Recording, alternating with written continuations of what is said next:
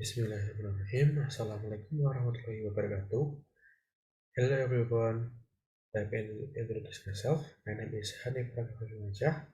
I'm from FK-07 EMAP.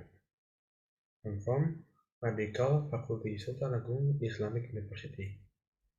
Today, I will present the Consort 2010 checklist.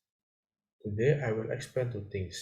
The first one is reformulate the research question using PICO, and then the second one, identify the article using Consort 2010 for the abstract and the full text. The first one, I will explain my research question using PICO or PICO. The first one is patient or population or problem, and then I intervention or exposure, and then C is comparison, and then O is outcome. My research question using BICO is, the first one is, who is involved in the research? Is there any special intervention in this research? And then, which is more effective between the sotrovimab group and the placebo group? And the last one is, were there any serious side effects between the sotrovimab group and the placebo group? Next to the abstract and full text. Okay, now I will show my abstract. So we can see this title, and then we can see the author, and then we can see the background, and then we can see the participants and intervention, and then we can see the outcome, we can see the number analyzed, and then number analyzed, and then we can see outcome, then we can see the conclusion, and then we can see the funding. That's for the abstract. Let's go next to the full text. Okay, at the full text, on first section, title and abstract, number item number 1A and then 1B. On my article, on this article, we can see the title, but we cannot see the randomized title. So this is for the title, and then 1B, structure, summary of tradition, methods, result, and conclusion. But on this article, you can see this article were reported background, methods, results, and then conclusion. And then go next to next section, introduction, background and objective, 2A and 2B. So we can see on this article on page 2, you can see all the scientific background and explanations of rationale. And then go next to 2B, specific objective. So on this article, to evaluate the efficacy and safety of sotrovimab in high-risk ambulatory patients with mild to moderate COVID-19. And then we go next to next section, methods, tradition, participant, intervention, and outcomes. So the first one is description of traditions, such as parallel, factorial, including allocation ratio. On this article, we can see our reported on page 2. In this page 3, multi-center, randomized, and double-blind placebo-controlled trial. And then we go next to next section.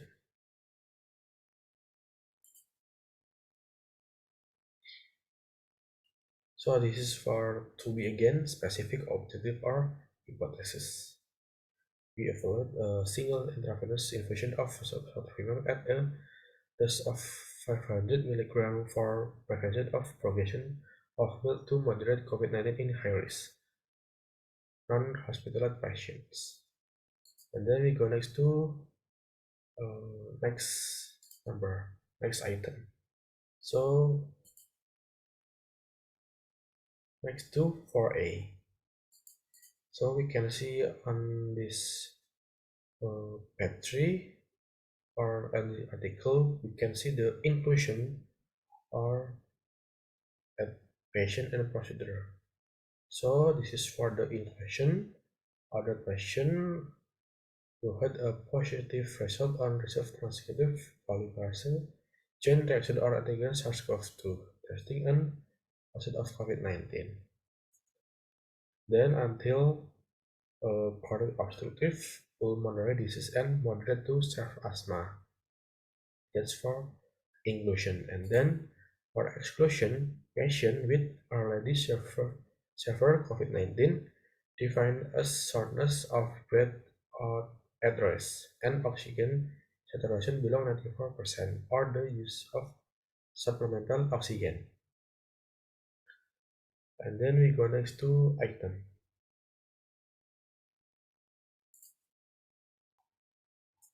Okay, next to the next item.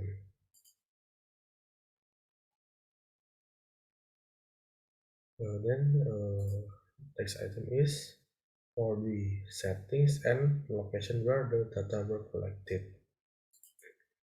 So we can see on this article, on this article are reported on page 2 for this perspective interim analysis. Patients were recruited beginning on 27 August 2020 and were followed through for March 2021 at 37 trial sites in 4 countries: the United States, Canada, Brazil, and Spain. Then we go next to the next item.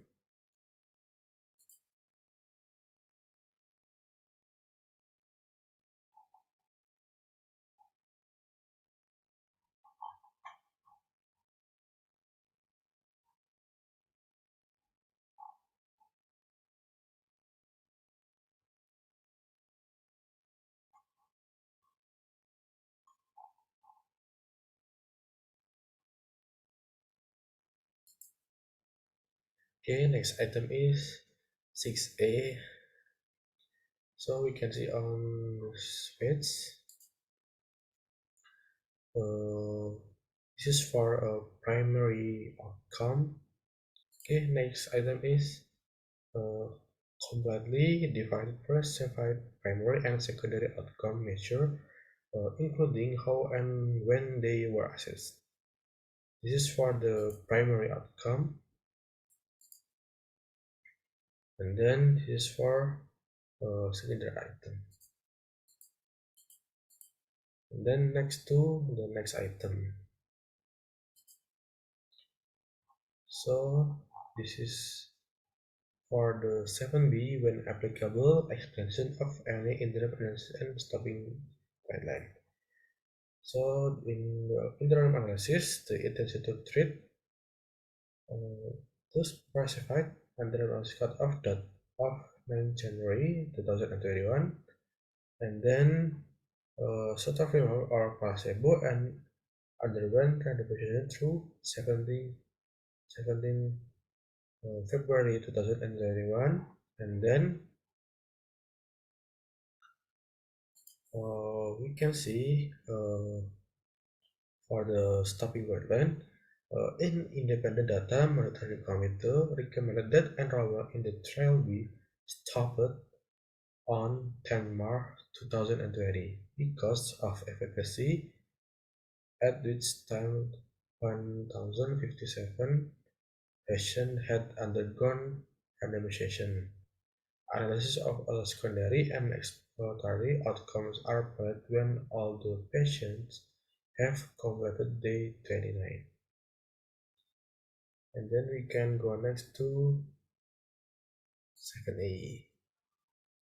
So we can see the how sample size was determined.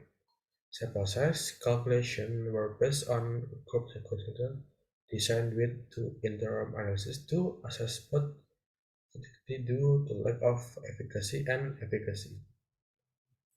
And then we can go next to the next item. So we can see a method used to generate the random allocation sequence. Eligible patients were randomly assigned in a 1:1 ratio with the use of an interactive web-based request system to receive either a single 500 milligram. Then we can go next to the next item. Okay, the next item is for each group, the number of participants who were randomly assigned received independent and were analyzed for the primary outcome.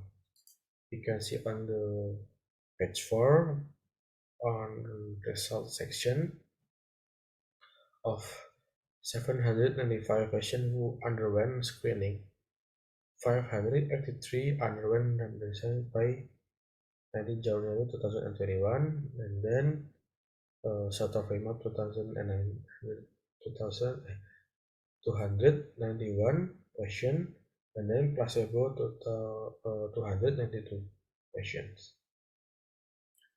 Then we can go next to 14A. So we can see on this highlight 14A, that's defining the periods of recruitment and follow-up. So this is for the second highlight. Overall, 868 patients for 430 patients in the sort of EMAP, and then 438 in the placebo group. So we can see the date of defining the periods of recruitment and follow-up. And then we can go next to the next item.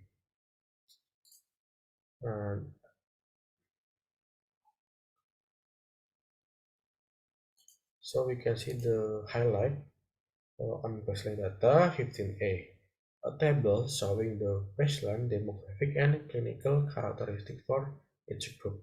So we can see the characteristic, age, median, and then male sex, so ethnic group, BMI, and then we can see the any risk factor for COVID-19. And then we can go next to the next item.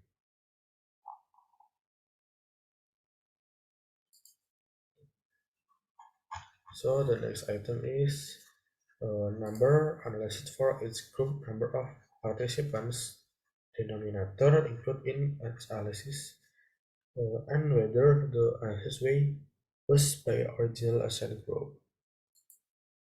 So this is for the highlight. And then we can go next to the next item. So we can see on the page 5, can go next to next item, outcomes and estimation 70A.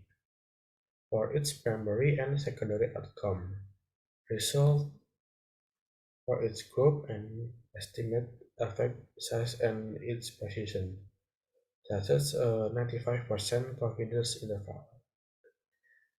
On this article reported a total of 3 of 291 patients in the sort of EMAP group 1% as compared with 21 of 222 patients in the placebo group 7%. Had disease progression leading to hospitalized for 24 more than 24 hours for any cause or death, relative risk reduction, and then 85%, then 97.24% confidence interval, and all this highlight. So we can go next to next highlight, next item. I mean, so we can see the next item is harmless. Item number 19. All important harms or unintended effects in each group for a specific gradient as see concept of our harmers. So we can see the on this highlight on page 7. Serious adverse event occurred in 2% of the patients who received sotrovimab and in 6% of those who received placebo. Most of these events were hospitalized for COVID-19 related causes. No serious adverse events were considered by the investigators to be related to sotrovimab.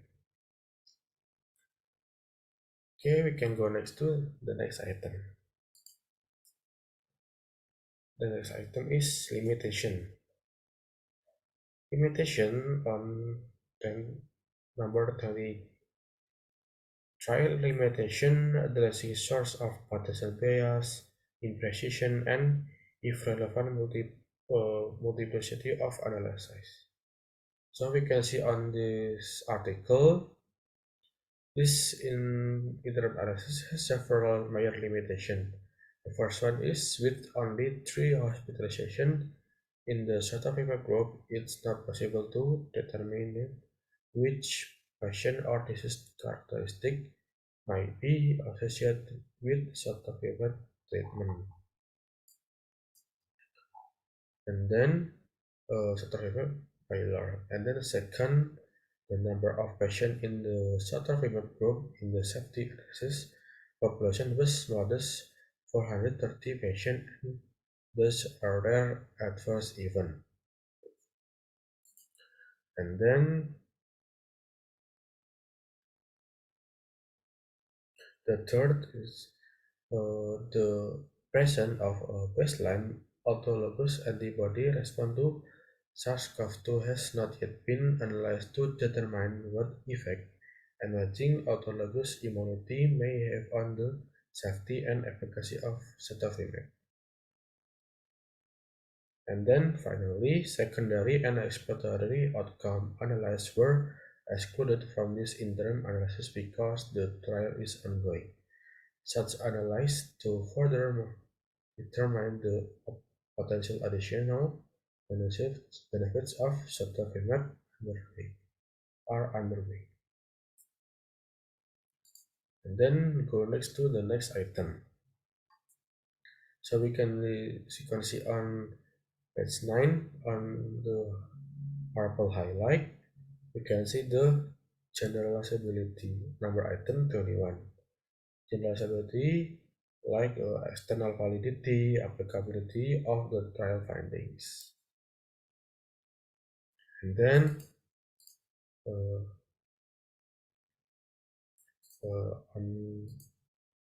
we can go next to the next item. We can see on the blue highlight, we can see the interpretation item number 22. Interpretation consistent with result balancing benefits and harm and considering other relevant evidence. So we can see on this article on page 9, the result of this interim analysis of CONNECT ties indicate the sotrovimab can be a therapeutic agent for all patients with COVID-19. Notably, a 500 mg dose may also permit intramuscular administration, which may increase the convenience of access to therapeutic antibody agents for patients with COVID-19. Studies are currently underway to evaluate this route of administration given its in vitro activity against variants of interest and concern, as well as its ability to neutralize other cybercoteries. We speculate that sotrocalimab has potentially to remain therapeutically active even as SARS-CoV-2 continues to evolve. Then we can go next to the next section, other information.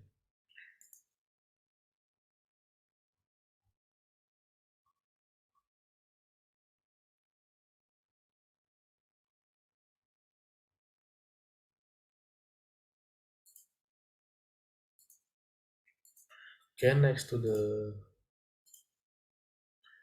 we can go next to the next section. Okay, we can go next to the next item, protocol 24, where the full trial protocol can be accessed if available. The protocol and statistical analysis plan are available at an AGM organization, and changes made to these documents after the trial began are summarized in the supplementary appendix. Okay, next item is